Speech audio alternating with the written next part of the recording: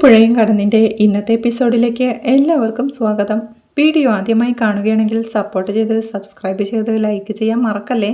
കല്യാണം നിശ്ചയം നടക്കില്ലെന്ന് ശാരദ അറിയിച്ചതോടുകൂടി പയ്യനും കൂട്ടരും പിറകെ ജയപാലനും പ്രവീണയും ആ വീട്ടിൽ നിന്ന് ഇറങ്ങി പോവുകയാണ്. അവർ പോകുന്നത് ജനലിലൂടെ കണ്ണു നിറഞ്ഞു നോക്കി നിൽപ്പാ ഗംഗയും. അവിടെ ഡൈനിങ് ടേബിളിൽ ശാരദയും രാധമ്മയും കാവേരിയും ഇരിപ്പുണ്ട്. അരികെ തന്നെ നിളയും യമുനയും നിൽപ്പുണ്ട്. കാവേരി അമ്മയോടായി പറയുന്നുണ്ട്, അമ്മ ചെയ്തത് അബദ്ധമാണെന്നേ ഞാൻ പറയൂ. വിനീതേട്ടൻ ഗംഗേച്ചിയെ കല്യാണം കഴിക്കുമെന്ന് പരസ്യമായിട്ട് പ്രഖ്യാപിച്ചു കളഞ്ഞില്ലേ? അതിനു മുമ്പ് ഗംഗേച്ചിയോട് ഒരു വാക്ക് ചോദിച്ചോ അമ്മ? അമ്മയുടെ മകളാണെന്നത് ശരിയാ, ഗംഗചേച്ചിയല്ലേ കല്യാണം കഴിച്ചു വിടുന്നത്? അതോ അമ്മ പറയുന്നതിനെല്ലാം സമ്മതം മൂളിക്കൊണ്ട് ആ പാവം ആർക്കു മുമ്പിലും കഴുത്തു നീട്ടി കൊടുക്കുമെന്നാ എന്നൊക്കെ കാവേരി ചോദിക്കേ, ഗംഗയ്ക്ക് വിനീതിനെ ഇഷ്ടമല്ലേ മോളെ എന്ന് അമ്മയും ചോദിക്കുന്നുണ്ട്. അതമ്മ ഗംഗേച്ചിയോട് തന്നെ ചോദിക്കണമെന്ന് കാവേരി പറയേ, ഓ അതൊക്കെ അങ്ങ് ഇഷ്ടമായിക്കോളും, എല്ലാ കല്യാണവും ഇങ്ങനെയൊക്കെ തന്നെയാണെന്ന് രാധമ്മ പറയേ, വിനീതേട്ടനെ ആർക്കാ ഇഷ്ടമാവാത്തത് എന്ന് നിളയും ചോദിക്കുന്നുണ്ട്. അത് വിട്, വിനീതേട്ടന്റെ അമ്മയോടൊരു വാക്ക് ചോദിക്കണ്ടേ? സുജാതമ്മ ഇതറിയുമ്പോ എന്താവുമെന്ന് കാവേരി ചോദിക്കേ, അതാണോ ഇത്ര വലിയ കാര്യം? കാര്യങ്ങൾ ഇത്രയൊക്കെ എത്തിയില്ലേ, അവളെ ഞാൻ പറഞ്ഞ് മനസ്സിലാക്കിക്കോളാം എന്ന് രാധമ്മയും. അപ്പോഴേക്കും സുജാത അങ്ങോട്ട് വരുന്നുണ്ട്. സുജാത അവരുടെ അടുത്തേക്ക് വന്ന് ഇരിക്കാലോ അല്ലേ എന്ന് ചോദിക്കേ, അതിനെന്താ, ഇരിക്കും മോളെ, നീ എന്താ അന്യ വീട്ടിലെ പോലെ എന്ന് രാധമ്മ ചോദിക്കേ. സുജാതയും കസേരയിലേക്ക് ഇരുന്ന് നിങ്ങളും ഇരിക്കേ എന്ന് പറയുന്നുണ്ട്. സുജാതയ്ക്ക് കുടിക്കാൻ എന്താ എടുക്കണ്ടേന്ന് ശാരദ ചോദിക്കേ. ഓ ഒന്നും വേണ്ട, ഒരു കാര്യം പറഞ്ഞിട്ടെ പെട്ടെന്ന് അങ്ങ് പോവാനാ വന്നതെന്ന് സുജാതയും. ഗംഗയുടെ കല്യാണ നിശ്ചയമായിരുന്നല്ലോ ഇന്ന്, അവൾ എവിടെയെന്ന് സുജാത ചോദിക്കേ. അവൾ അകത്തുണ്ട്, വിളിക്കാമെന്ന് പറഞ്ഞ് ശാരദ ഗംഗ മോളെന്ന് നീട്ടി വിളിക്കുന്നുണ്ട്. നിശ്ചയത്തിന്റെ കാര്യം അമ്മ പറഞ്ഞിരുന്നു, 1-2 അർജന്റ് കാര്യങ്ങൾ ഉണ്ടായിരുന്ന കാരണം വരാൻ പറ്റിയില്ല. നിശ്ചയത്തിലല്ലോ കാര്യം, കല്യാണത്തിലല്ലേ എന്ന് സുജാത പറയുമ്പോഴേക്കും ഗംഗയും അങ്ങോട്ട് വരികയാ. അവളെ കണ്ട് സുജാത സന്തോഷത്തോടുകൂടി എഴുന്നേറ്റ്, ആ മോള് വന്നോ എന്ന് ചോദിച്ച് അവളുടെ അടുത്തേക്ക് ചെന്ന്, കാര്യങ്ങളൊക്കെ ഞാൻ അറിഞ്ഞു. ഈ നിശ്ചയം മുടങ്ങിപ്പോയത് വലിയ കാര്യമൊന്നുമല്ല. നമുക്ക് ഇഷ്ടപ്പെട്ട ചെറുക്കനെ വേണം കല്യാണം കഴിക്കാൻ. എന്തായാലും അവസാനം മോൾക്ക് ഇഷ്ടപ്പെടുകയും മോളെ ഇഷ്ടപ്പെടുകയും ചെയ്യുന്ന ആളെ പരസ്പരം തിരിച്ചറിഞ്ഞല്ലോ. ഇനി കല്യാണത്തിനൊരു തീയതി നമുക്ക് കണ്ടുപിടിക്കാം എന്ന് സന്തോഷത്തോടെ സുജാത പറയുന്നത് കേൾക്കേ, മോളെ എന്ന് വിളിക്കുന്നുണ്ട് രാധമ്മയും. സുജാത അവരുടെ നേരെ തിരിഞ്ഞ് സന്തോഷത്തോടെ, വിനീതിന് ഒരു ബന്ധം ഏറെക്കുറെ ശരിയായ മട്ടാ, പെണ്ണ് സ്കൂൾ ടീച്ചറാ, ആ കാര്യങ്ങളൊക്കെ ഒന്ന് ധാരണയാക്കാനാ ഞാൻ പോയത്. നമുക്ക് രണ്ടും കൂടി ഒന്നിച്ചങ്ങ് നടത്താമെന്ന് സുജാത സന്തോഷത്തോടെ പറയേ. അമ്പരപ്പോടെ സുജാത എന്ന് വിളിച്ച്, നീ കാര്യങ്ങളൊക്കെ അറിഞ്ഞിട്ടാണോ ഈ പറയുന്നതെന്ന് രാധമ്മയും ചോദിക്കുകയാ. അതെ അമ്മയെന്ന് സുജാത പറയേ, ഗംഗയുടെ കല്യാണം നടത്താൻ തീരുമാനിച്ചിരിക്കുന്നതേ വിനീതുമായിട്ടാ എന്ന് രാധമ്മ പറയേ. എന്റെ മകൻ വിനീതുമായിട്ടോ എന്ന് സുജാതയും. അതെ, നമ്മുടെ വിനീതുമായിട്ട് എന്ന് രാധമ്മ പറയേ. ഓ, ഏതോ ഒരു വിനീതുമായിട്ട് കല്യാണം നിശ്ചയിച്ചു എന്നാ അമ്മേ ഞാൻ അറിഞ്ഞത്. അതെന്റെ മകനാണെന്ന് ഞാൻ തീരെ പ്രതീക്ഷിച്ചില്ല. ഒരിക്കലും ഇവൾക്ക് ഇഷ്ടമല്ലായിരുന്നല്ലോ എന്റെ മോനെ, അപ്പൊ പിന്നെ പെട്ടെന്ന് എങ്ങനെയാ ഒരു ഇഷ്ടം പൊട്ടി മുളയ്ക്കുന്നത് എന്ന് സുജാത ദേഷ്യത്തോടെ ചോദിക്കേ. അതൊക്കെ കഴിഞ്ഞ കാര്യങ്ങളല്ലേ സുജാതെ എന്ന് ശാരദയും ചോദിക്കുന്നുണ്ട്. കഴിഞ്ഞ കാര്യങ്ങൾ മാത്രമല്ല, അരവിന്ദേട്ടൻ ഉള്ളപ്പോഴേ നിങ്ങൾ എന്റെ മകനെ പറഞ്ഞു ബോധ്യപ്പെടുത്തിയതാ ഗംഗയ്ക്ക് അവൻ ചേരില്ലെന്ന്. അത് കഴിഞ്ഞിട്ടൊരു കല്യാണാലോചന വന്നു, ആ ചെറുക്കൻ ഇട്ടിട്ട് ഓടിപ്പോയി.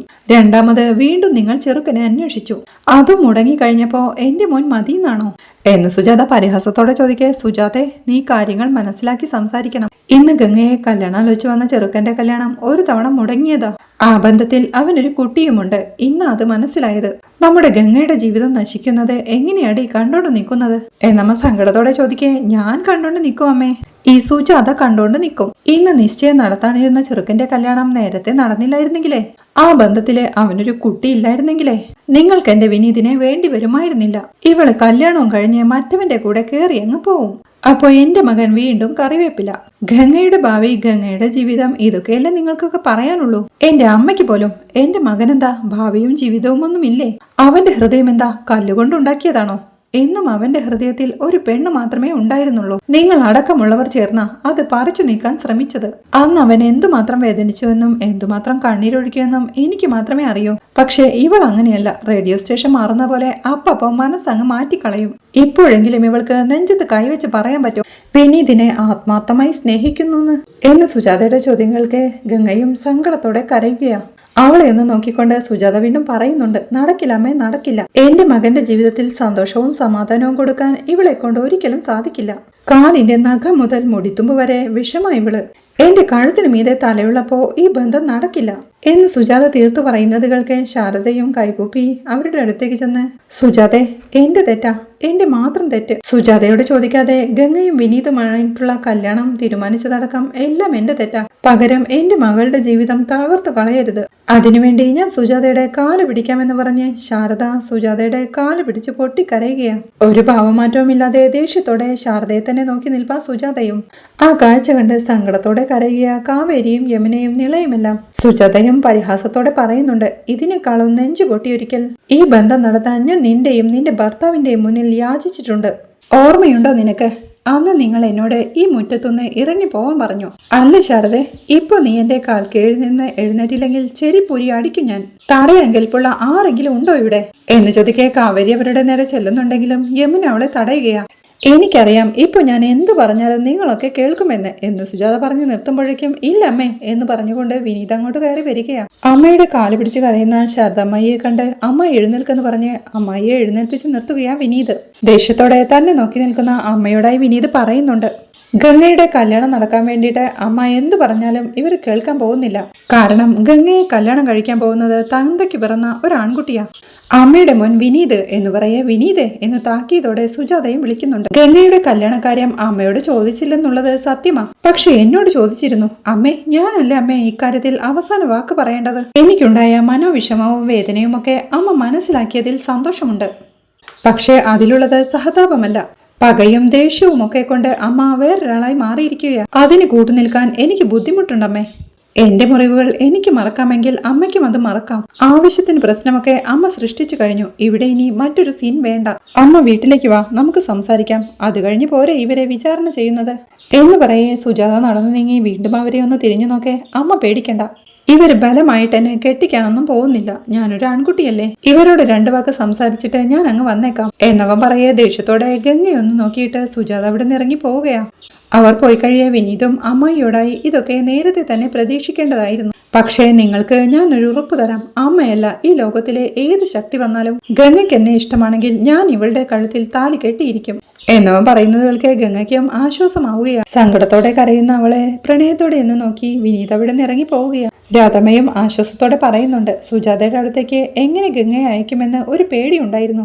ഇപ്പൊ അത് മാറിക്കിട്ടി. നമ്മുടെ വിനീത് ആൺകുട്ടിയാ, സ്വന്തം ഭാര്യയെ നോക്കാൻ അറിയുന്ന ആൺകുട്ടി എന്ന് പറയേ എല്ലാവർക്കും ആശ്വാസമാവുകയാണ്. പിന്നീട് തയ്യൽക്കടയിലെത്തുന്ന വിനീത് ഗംഗയ്ക്കായി താൻ തയ്ച്ചു വെച്ച ഒരു ചുരിദാർ കയ്യിലെടുത്ത് പിടിച്ച് അവളുമൊത്തുള്ള പ്രണയ നിമിഷങ്ങൾ സ്വപ്നം കാണുകയാ. പിന്നീട് ഒരു സിനിമ സോങ്ങിന്റെ ബാക്ക്ഗ്രൗണ്ടോടുകൂടി വിനീതും ഗംഗയുമൊത്തുള്ള പ്രണയ സുന്ദര നിമിഷങ്ങളാണ് കാണിക്കുന്നത്. അങ്ങനെ വിനീത് ഗംഗയുടെ ചുരിദാറും കെട്ടിപ്പിടിച്ച് സ്വപ്നം കാണുമ്പോഴാണ് അങ്ങോട്ടെത്തിയ നിവിൻ ആ കാഴ്ച കണ്ട് അവനെ തട്ടി വിളിക്കുന്നത്. ഒരു ഞെട്ടലോടെ അവൻ എഴുന്നേൽക്കെ, എടാ അളിയാ, ഒന്ന് ഇറങ്ങി വാ ഈ ഭൂമിയിലേക്ക് എന്ന് ചിരിയോടെ നിവിൻ പറയേ തന്റെ ദേഹത്ത് കിടക്കുന്ന ചുരിദാർ എടുത്ത് മാറ്റുകയാ വിനീത്. ഇതാരാ ബ്രോ ഈ ദേഹത്ത് എന്ന് നിവിൻ ചോദിക്കേ. ഏയ്, ഇത് ഞാൻ അയാൾക്ക് കൊണ്ടുപോവാനായി എടുത്തതാണെന്ന് വിനീതും. ആർക്ക്? ഗംഗയ്ക്കോ എന്ന് നിവിൻ ചോദിക്കേ. നാണത്തോടെ അത് എന്ന് സമ്മതിക്കുക വിനീതു. അതിന്റെ ഹാങ് ഓവറില ഈ മയക്കവും സ്വപ്നവും ഒക്കെ എന്ന് നിവിൻ ചോദിക്കേ. ഞാൻ ആലോചിക്കായിരുന്നു നിവിൻ, എന്റെ ഗംഗ എന്തുമാത്രം സഹിച്ചെന്ന്. അയാളുടെ ഹൃദയത്തിൽ നിന്ന് ആ വേദനയും സങ്കടവും ഒക്കെ ഒപ്പിയെടുത്ത് കളയണം. ഈ പുഷ്പവാടിയിൽ ഇന്നുവരെ ആരും ജീവിച്ചിട്ടില്ലാത്തതുപോലൊരു ജീവിതം കൊടുക്കണം എനിക്ക് എന്റെ ഗംഗയ്ക്ക്. അതുകൊണ്ട് ഈ പുഷ്പവാടി മുഴുവൻ കൊതിക്കണമെന്ന് വിനീത് പറയേ.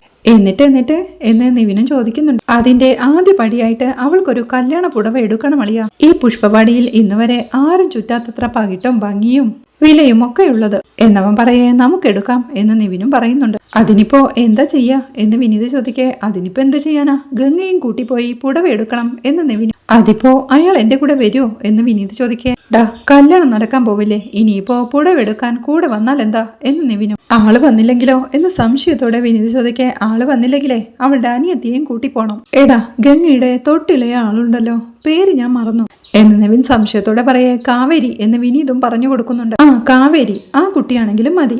ഗംഗ വന്നില്ലെങ്കിലും ഗംഗയുടെ ഇഷ്ടാനിഷ്ടങ്ങൾ അറിയുന്ന ഒരാൾ കൂടെയുണ്ടല്ലോ എന്ന് നിവിൻ പറയേ. ഇവിടെ അടുത്തെങ്ങുമല്ല, ഒരുപാട് ദൂരെയുള്ള പട്ടണത്തിൽ നിന്ന്. അതെവിടെയാണെന്ന് എനിക്കറിയില്ല. ഞങ്ങളുടെ കല്യാണപ്പുടവ അവിടെ നിന്ന് എടുക്കണമെന്നായിരുന്നു ചെറുപ്പം മുതലേയുള്ള എന്റെ ഒരു ആഗ്രഹം. ഇതിപ്പോ എവിടെ നിന്ന് എടുക്കണമെന്നാ എന്നവൻ പറയേ. എടാ, ഈ ഭൂഗോളത്തിന്റെ ഏത് കോണിന്ന് വേണമെങ്കിലും നമുക്ക് പുടവ എടുക്കാം. ബ്രോയുടെ ഈ സ്വപ്നത്തിന്റെ ഒരു ഷെയറെ ഞാനും കൂടി അങ്ങ് എടുക്കുക. നോക്കിയേ, എന്റെ വക വണ്ടിയും പെട്രോളും ഫ്രീ എന്നവൻ പറയുന്നതുകൾക്ക് സന്തോഷത്തോടെ നിൽപ്പാ വിനീതും. പിന്നീട് അവിടെ വീട്ടിലിരുന്ന് തയ്ക്കുകയാണ് ഗംഗ. അപ്പുറത്തു തന്നെ ഒരു ടേബിളിൽ നോവലും വായിച്ചിരിപ്പ അച്ചമ്മയും. അതിനിടയ്ക്ക് അവർ പറയുന്നുണ്ട്, അവന്റെ മനോരഞ്ജൻ നടന്നു തന്നെ, നോക്കിക്കോ, അവൾ അവനോട് പോയി പണി നോക്കാൻ പറയും എന്നൊക്കെ നോവലിനെ കുറിച്ച് പറയേ. ഗംഗയും തയ്ക്കുന്നു നിർത്തി അച്ചമ്മയെ നോക്കിയിരിക്കെ, എന്തുവാടി പിടിച്ചില്ലേ? വർത്തമാനമൊന്നും കേൾക്കാൻ പാടില്ലെങ്കിൽ നീ നിന്റെ റൂമിൽ പോയിരുന്ന് തയ്ക്കേ എന്ന് അച്ചമ്മയും.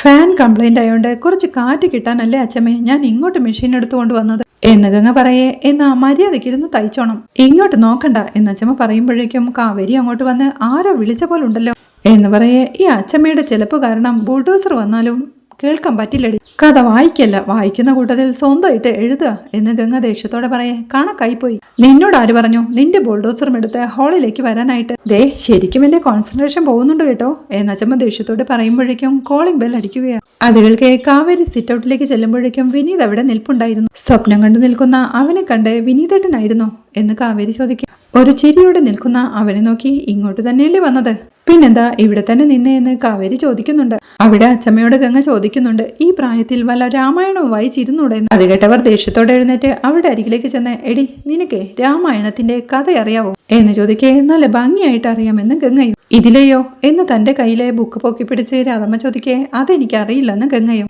എന്നാലേ ഈ രാധമ്മയ്ക്ക് രണ്ടിലെയും കഥ അറിയാം, അതാണ് നിന്നെ പോലുള്ള പെൺകുട്ടികളും ഞാനും തമ്മിലുള്ള വ്യത്യാസം എന്ന് രാധമ്മ പറയുമ്പോഴേക്കും കാവേരി ചിരിയോടെ അങ്ങോട്ടെത്തി ഒരു ഗസ്റ്റ് ഉണ്ടെന്ന് പറയുക.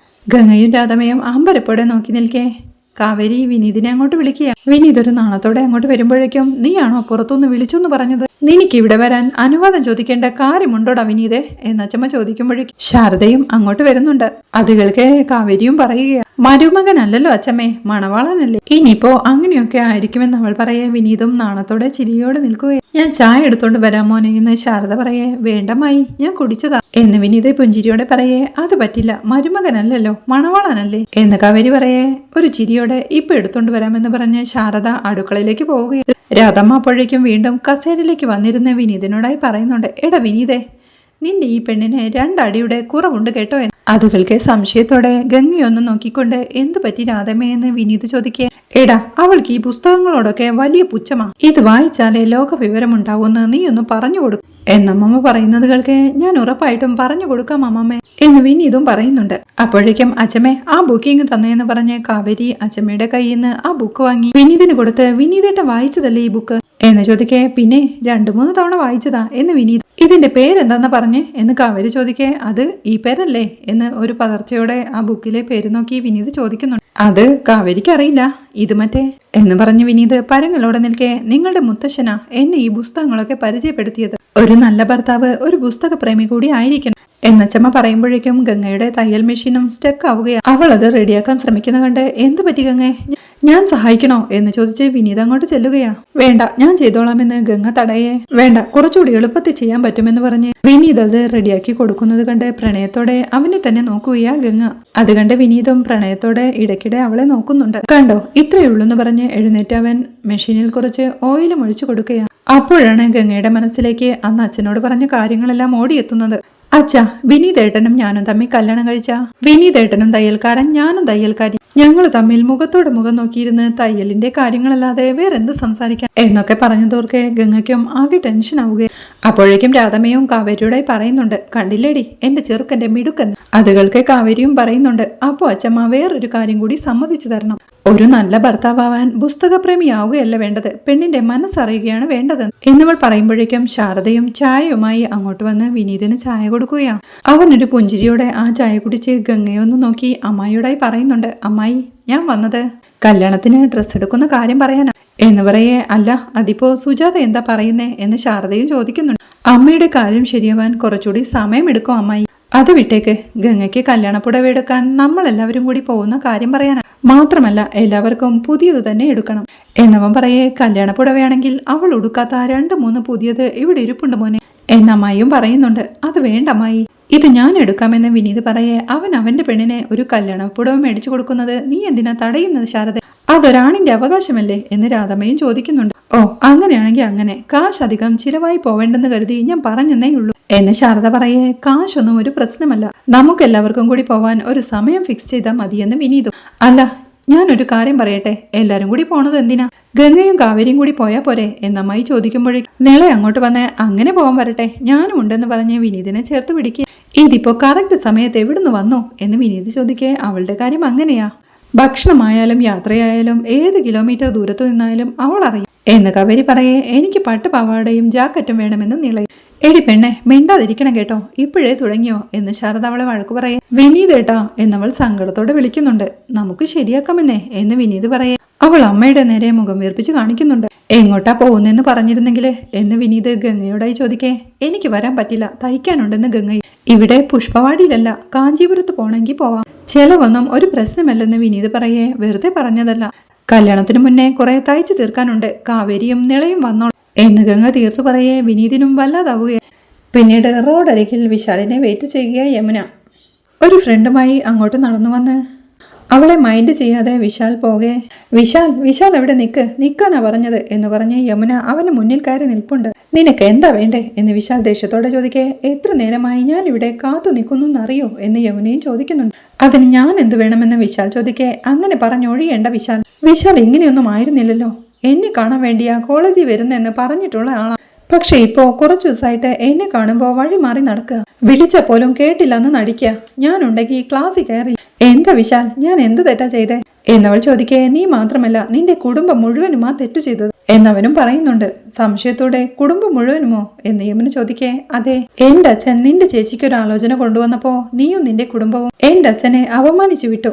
ആ ആലോചന സംഘടിപ്പിച്ചോണ്ട് വരാനും കാര്യങ്ങൾ ബോധ്യപ്പെടുത്താനും അച്ഛൻ എത്ര ബുദ്ധിമുട്ടിന്നറിയോ. ഇവിടെ പുഷ്പവാടിയിൽ അന്വേഷിച്ച ഭയങ്കര സപ്പോർട്ടാണല്ലോ നിന്റെ ഗംഗേച്ചിക്ക്. ഹോം സ്റ്റേ എന്ന പേരുമിട്ട് ഒരു വെബ് സീരീസ് ഉണ്ടാക്കുന്ന കഥയുണ്ടാക്കിയിട്ടുണ്ട് ഈ നാട്ടിൽ. അടുക്കി പെറുക്കി വെച്ച ഒരു 4 സീസണെങ്കിലും കഴിയും. അതൊക്കെ വെട്ടി മാറ്റിയിട്ട് വേണം അരവിന്ദൻ അങ്കിളിന്റെ വീട്ടിലേക്ക് ചെറുക്കനെ കൊണ്ടുവരാൻ. എന്നിട്ട് അച്ഛന്റെ സ്വന്തം കുടുംബത്തിൽ നിന്ന് ഒരു ചെറുക്കനെ കൊണ്ടുവന്നപ്പോ അവളുമാരെ എടി എന്ത് കണ്ടിട്ടാടി നിന്റെയൊക്കെ ഈ അഹങ്കാരം? മങ്കൊമ്പ് കുടുംബക്കാരുടെ മുന്നിൽ നിൽക്കാനുള്ള യോഗ്യതയുണ്ടോടി നിനക്കൊക്കെ? യൂസ്ലെസ്. അവർക്ക് സ്വത്ത് എത്രയുണ്ടെന്നറിയോ? ബാങ്കിൽ ഡെപ്പോസിറ്റ് എത്രയുണ്ടെന്നറിയോ?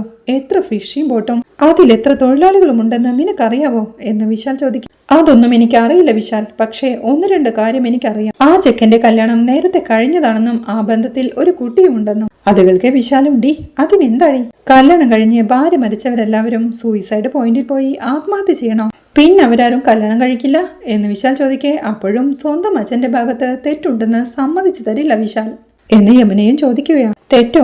എന്റെ അച്ഛനോ?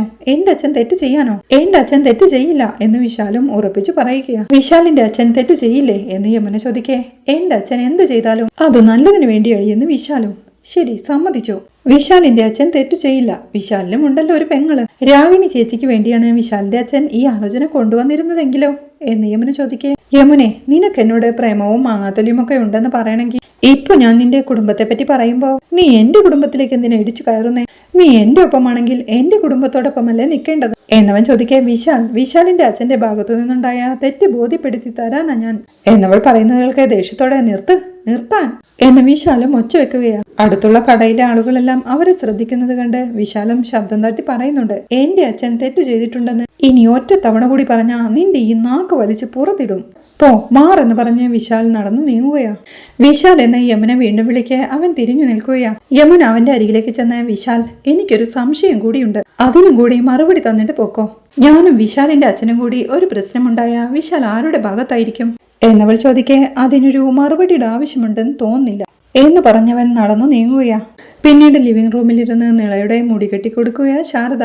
അങ്ങോട്ട് വന്ന കാവേരിയും ഇവളുടെ ഒരുക്കം കഴിഞ്ഞില്ലേ ഇതുവരെ എന്ന് ചോദിക്കേ. ദേ ഇപ്പൊ കഴിയും. ഇവള് വിനീതിനെ കൊണ്ട് അധികം കാശ് ചിലവാക്കിക്കാതെ നോക്കണേ നീ എന്നമ്മ പറയേ. എന്തായാലും ഗംഗേച്ചിയുടെ കല്യാണത്തിന് എനിക്ക് പട്ടുപാവാടയും ജാക്കറ്റും വേണമെന്ന് നിളയും. ദേ വിനീതേട്ടനൊരു കല്യാണം നടത്താനുള്ളതാ. വിനീതേട്ടന്റെ കയ്യിൽ അധികം പൈസയൊന്നും കാണില്ല. തൽക്കാലം ഗംഗേച്ചിക്ക് മാത്രം എടുക്കട്ടെ എന്ന് അമ്മയും ഇതും ഗംഗേച്ചിക്കുള്ളതെന്ന് കരുതിയാൽ മതിയെന്ന് നിള പറയേ. അമ്മേ, ഇതുപോലൊരു സാധനത്തിനെ ഞാൻ എങ്ങനെ കൈകാര്യം ചെയ്യുമെന്ന് പറ എന്ന് കാവേരിയും ചോദിക്കുന്നുണ്ട്. ഒരു പട്ടുപാവാടയും ജാക്കറ്റും ചിക്കൻ ബിരിയാണിയും ഷാർജ ഷേക്കും മാത്രമല്ലേ ഞാൻ ചോദിച്ചുള്ളൂ, അത് ഇത്രയും വലിയ കുറ്റാണോ എന്ന് നിള ചോദിക്കേ. ആഹാ, ലിസ്റ്റിന്റെ നീളം കൂടി വരികയാണല്ലോ എന്ന് കാവേരി ചോദിക്കേ. അത് നിങ്ങൾ തർക്കിക്കാൻ നിൽക്കുന്നുണ്ടല്ലേ? ഒരു കല്യാണമാകുമ്പോ ഇത്തിരി ചെലവൊക്കെ ഉണ്ടാവുമെന്ന് നിള. ഇവളെ പോലെയുള്ള അനിയത്തിമാരെ പേടിച്ചിട്ടാ ഇപ്പൊ മിക്കവാറും പെണ്ണുങ്ങൾ ഒളിച്ചോടി പോകുന്നത് എന്ന് കാവേരി പറയുന്നത് കേൾക്കെ. അനിയത്തിമാർക്ക് ഒരു പട്ടുപാവാടയും ജാക്കറ്റും വാങ്ങിച്ചു തരാൻ ശേഷിയില്ലാത്തവര് ഒളിച്ചോടുന്നത് തന്നെയാ നല്ലതെന്ന് നിളയും. അത് കേൾക്കെ കാവേരിയും അമ്മയോടായി പറയുന്നുണ്ട്, അമ്മേ ഈ കല്യാണത്തിന്റെ ചിലവ് കുറയ്ക്കാൻ ഒരു ഗംഭീര ഐഡിയ ഞാൻ പറഞ്ഞത്. ഗംഗേച്ചിയുടെ കല്യാണപ്പുടവ എടുക്കാൻ ഞാൻ മാത്രം പോയാ പോരെ, എന്തിനാ ഈ നരുന്തിനൊപ്പം അയക്കുന്നത്? അല്ലെങ്കിൽ തന്നെ ഇവൾക്ക് എന്തറിയാം കല്യാണ ഡ്രസ്സിനെ കുറിച്ച്? ഇവളെ കൊണ്ടുപോവാതിരുന്ന അത്രയും ലാഭം എന്ന് കാവേരി പറയും. നിവിൻ ചേട്ടന്റെ വണ്ടിയിലല്ലേ പോകുന്നത്, ചേച്ചിക്ക് 10 പൈസയുടെ മുടക്കില്ലല്ലോ, പിന്നെങ്ങനെയാ എന്നെ കൊണ്ടുപോകാതിരുന്ന ലാഭം എന്ന് നിള ചോദിക്കേ. എന്നാലും നീ വരണ്ട, അത് തന്നെയാ ഗംഭീര ഐഡിയ എന്ന് കാവേരി പറയുമ്പോഴേക്കും ശാരദേ നിവിനും വിനീതും വന്നിട്ടുണ്ട് എന്ന് രാധമ്മ വിളിച്ചു പറയുന്നുണ്ട്. അമ്മ അവര് വന്നു എന്ന് കാവേരി പറയേ. ഇതത്ര ഗംഭീര ഐഡിയ ഒന്നുമല്ല, ഞാൻ പോവാണേ, ഇനി നമുക്ക് സിറ്റി വെച്ച് കാണാമെന്ന് പറഞ്ഞ് നിള പുറത്തേക്ക് ഓടുക. എടി ഒരു ചെറിയ പിടി വേണേ എന്ന് ശാരദ ഓർമ്മിപ്പിക്കേ. അത് പിന്നെ ഇല്ലാതിരിക്കോ, പോയിട്ട് വരാം അമ്മ എന്ന് പറഞ്ഞ് കാവേരി പോവാൻ തുടങ്ങി. അവിടെ നില്ലെന്ന് പറഞ്ഞ് ശാരദ കുറച്ച് കാശെടുത്ത് കാവേരിയുടെ കയ്യിലേക്ക് വെച്ചു കൊടുത്ത്, ദാ ഇത് കൈ വെച്ചോ, ഗംഗയുടെ കല്യാണത്തിനായി ഞാൻ സൂക്ഷിച്ചു വെച്ചിരുന്നതാ. നിങ്ങളുടെ അച്ഛനെ പോലെ തന്നെയാ വിനീതും, വലിയ അഭിമാനി. സ്വന്തം കയ്യിൽ എന്തെങ്കിലും കുറവുണ്ടെങ്കിൽ പോലും അതാരെയും അറിയിക്കില്ല. അതറിഞ്ഞു മനസ്സിലാക്കി നീ ഇതവന് കൊടുക്കണം. ഇങ്ങനെയൊന്നും ആയിരുന്നില്ല നമ്മുടെ ഗംഗമ്മളുടെ കല്യാണം അരവിന്ദേട്ടന്റെ മനസ്സിൽ എന്ന് സങ്കടത്തോടെ പറഞ്ഞ് അരവിന്ദേട്ടന്റെ ഫോട്ടോയിലേക്ക് നോക്കുകയാ ശാരദ. സങ്കടത്തോടെ നിൽക്കുന്ന അമ്മയെ കാവേരിയും ചേർത്ത് പിടിച്ച് ആശ്വസിപ്പിക്കുകയാ. പിന്നീട് വിനീതും നിവിനും കാവേരിയും നിളയും കൂടി ഒരു ടെക്സ്റ്റൈൽസിലിരുന്ന് സാരിയെല്ലാം നോക്കിക്കൊണ്ടിരിക്കുക. ഒരു കളർ സാരി നോക്കിക്കൊണ്ട്, ഈ കളർ കൊള്ളാലേ, ഗംഗയ്ക്ക് നല്ല മാച്ച് ആയിരിക്കുമെന്ന് വിനീത് പറയുന്നുണ്ട്. അതേന്ന് കാവേരി സമ്മതിക്കേ. അവനൊരു പിങ്ക് സാരി കൂടി എടുത്തിരിക്കുന്നുണ്ട്. ഇതെങ്ങനെയുണ്ട് എന്നവൻ കാവേരിയോട് ചോദിക്കേ. ഇത് കൊള്ളാം വിനീതേട്ടാ എന്ന് കാവേരി. ഗംഗയുടെ കളറിനെ മാച്ചാവല്ലോ അല്ലേ എന്ന് വിനീത് ചോദിക്കേ. നന്നായിരിക്കുമെന്ന് കാവേരി. എന്ന് നമുക്കിത് രണ്ടും എടുക്കല്ലേ എന്ന് വിനീത് ചോദിക്കേ. രണ്ടുമോ എന്ന് കാവേരിയും. രണ്ടും എന്ന് വിനീത് പറയേ. കാവേരി സാരിയുടെ വില നോക്കിക്കൊണ്ട്, വിനീതേട്ടാ സാരിയുടെ വില നോക്ക്, 50,000 രൂപ എന്ന് പറയേ. സാരമില്ല കാവേരി, വാങ്ങാമെന്ന് വിനീത്. വെറുതെ കാശ് കളയുന്നത് എന്തിനാ വിനീതേട്ടാ എന്ന് കാവേരി ചോദിക്കേ. വെറുതെ അല്ലല്ലോ, ഗംഗയ്ക്ക് വേണ്ടിയല്ലേ, തയ്യൽക്കാരനായതുകൊണ്ട് കയ്യിൽ പണമില്ലെന്ന് കരുതിയാ, കാശൊക്കെയുണ്ട് എന്ന് പറഞ്ഞ് നിവിനോടായി, അളിയ ഈ സാരി കൊള്ളാമൊന്ന് നോക്കിയേ എന്ന് ചോദിക്കേ. കൊള്ളാം, പൊളി എന്ന് നിവിനും. നിളക്കുട്ടിക്ക് ഇഷ്ടപ്പെട്ടോ എന്ന് വിനീത് ചോദിക്കേ. അത്ര ഭംഗിയൊന്നുമില്ല എന്ന് നിള പറയേ. പിന്നെ ഏതാ നല്ലത് എന്ന് വിനീതും ചോദിക്കുന്നുണ്ട്. എനിക്കുള്ളത് എടുക്ക് എന്നിട്ട് പറയാമെന്ന് നിള. എന്നാ പിന്നെ പട്ടുസാരി 2 എടുക്കട്ടെ എന്ന് വിനീത് ചോദിക്കേ. പട്ടുസാരിയോ? എനിക്ക് പട്ടുപാവാടയും ജാക്കറ്റും മതിയെന്ന് നിളയും. അത് കേൾക്കെ താക്കീത് ചെയ്ത് അവളുടെ ചെവി കിട്ട് പിടിക്കുന്നുണ്ട് കാവേരി. ഒന്ന് ചുമ്മാതിരി കാവേരി എന്ന് വിനീത് പറയേ. ഇവളോട് ഞാൻ പറഞ്ഞതാ ആവശ്യമില്ലാത്ത പൈസ ചിലവാക്കിക്കരുതെന്ന് എന്ന് കാവേരി ദേഷ്യത്തോടെ പറയും. ആവശ്യമില്ലാത്തതല്ലോ, എല്ലാവർക്കും എടുക്കുന്നുണ്ട്, കാശിന്റെ കാര്യം വിട്ടേക്ക് എന്ന് പറഞ്ഞ് നിളയെ ചേർത്ത് പിടിച്ച്, മോൾക്ക് പട്ടുപാവടയും ജാക്കറ്റും എടുത്ത ഗംഗ ചേച്ചിയുടെ സാരിയുടെ കാര്യം ഓക്കെ ആവോ എന്ന് വിനീതും ചോദിക്കുന്നുണ്ട്. എന്ന് ഡബിൾ ഓക്കെ എന്ന് സന്തോഷത്തോടെ അവൾ പറയേ. കുട്ടികളുടെ സെക്ഷൻ എവിടെയാണെന്ന് സെയിൽസ് ഗേളിനോട് അവൻ ചോദിക്കുന്നുണ്ട്. 3rd ഫ്ലോറിലാ എന്നവർ പറയേ. ആ സാരി ഒന്ന് പാക്ക് ചെയ്ത് വെച്ചേക്കെ എന്ന് പറഞ്ഞവൻ നിളയും കൊണ്ട് 3rd ഫ്ലോറിലേക്ക് പോവുകയാണ്. വീണ്ടും പട്ടുസാരി നോക്കിയിരിക്കുന്ന കാവേരിയോടായി, വെഡിങ് പർച്ചേസിനൊക്കെ ഡിസ്കൗണ്ട് ഉണ്ട് മാഡം എന്ന് സെയിൽസ് ഗേൾ പറയും. എങ്കിലും 50% ഡിസ്കൗണ്ട് ഒന്നും തരില്ലല്ലോ നിങ്ങള് എന്ന് കാവേരി ചോദിക്കേ. അവളെ പ്രണയത്തോടെ നോക്കിയിരിക്കുക വിനീതും. അവിടെ നിലയ്ക്കുള്ള പട്ടുപാവാടയും ജാക്കറ്റും സെലക്ട് ചെയ്യുന്ന തിരക്കില വിനീത്. പിന്നീട് അവൾക്ക് ഇഷ്ടമുള്ളൊരു ഡ്രസ്സ് തന്നെ വിനീത് സെലക്ട് ചെയ്ത് കൊടുക്കുന്നുണ്ട്. പിന്നീട് കാവേരി കടയിൽ ഡിസ്പ്ലേക്ക് വെച്ച ഡ്രസ്സ് നോക്കി നിൽക്കേ.